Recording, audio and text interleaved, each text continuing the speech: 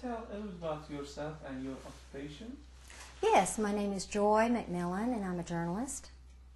Okay. And what was your first impression about Turkey and Turkish people before you met IID volunteers?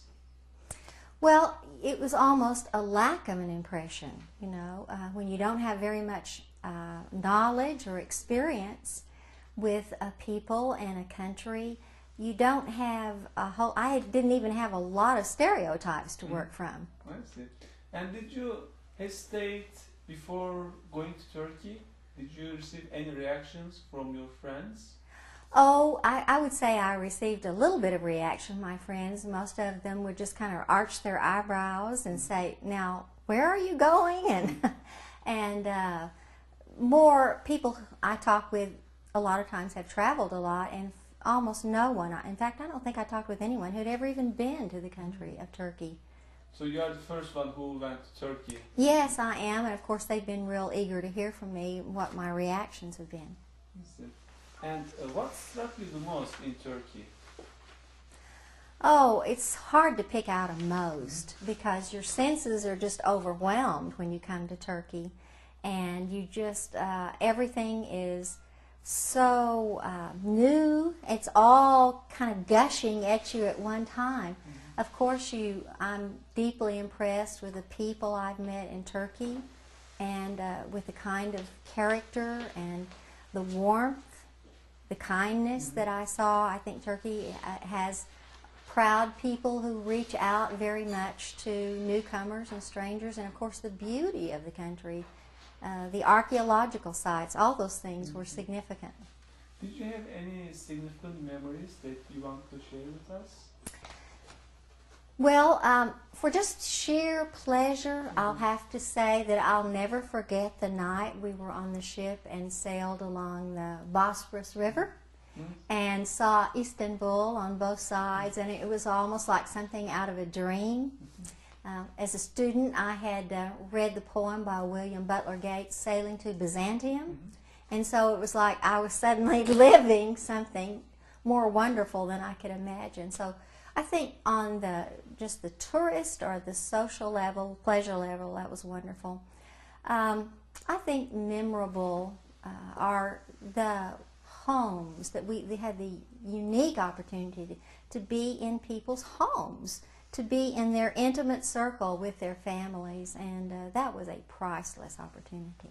What was the impression of yours when you visited host families or sponsored families? Well, I could not believe the generosity of these people who would make a place for a stranger, an alien, to come into their homes, and it was so obvious that many of the women and men and whole families had just poured themselves into getting our meals ready and just responded to us with such warmth and gave us such lovely gifts. But just the gift of their time and their goodwill meant so much. And did the trip reinforce your hopes about establishing world peace? Absolutely. It really, really did. I mean, I'm not telling you anything new when I talk about the fact, whether in its own right or as a proxy for political battles, religion has oftentimes contributed to violence around the world. And when I was able to sit down across the table from another human being with a different faith and from a different culture, it forced me to think again about, really, we're all human beings. And when you can't speak another person's language and you look strange to one another because of your maybe your dress, you forget those things. And so, yes, I have a lot of hope and belief in what I feel like the dialogue and other events around the world are being conducted so that we can relate to one another on a peaceful basis. And did you have a chance to visit Gülen's schools in Turkey? We did. We enjoyed that very much, and our impression of them upon our visit is that they're very high quality schools and have a lot of motivational power to help boys and girls reach their full potential. How was the reaction of the students in those schools to your visit?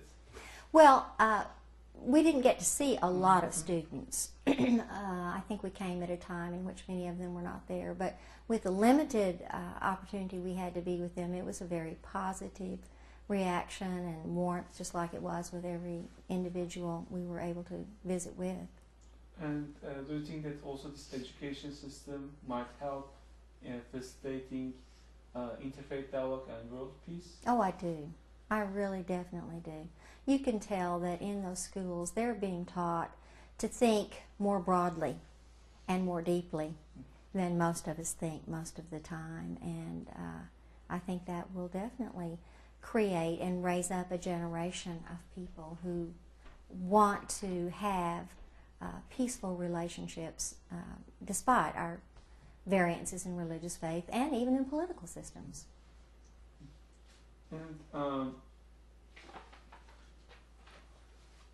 unfortunately, a few days ago, a French newspaper published a caricature about Prophet Muhammad, peace upon him, depicting him as a bomb, which created a big disappointment in the Muslim world. What's your reaction about that?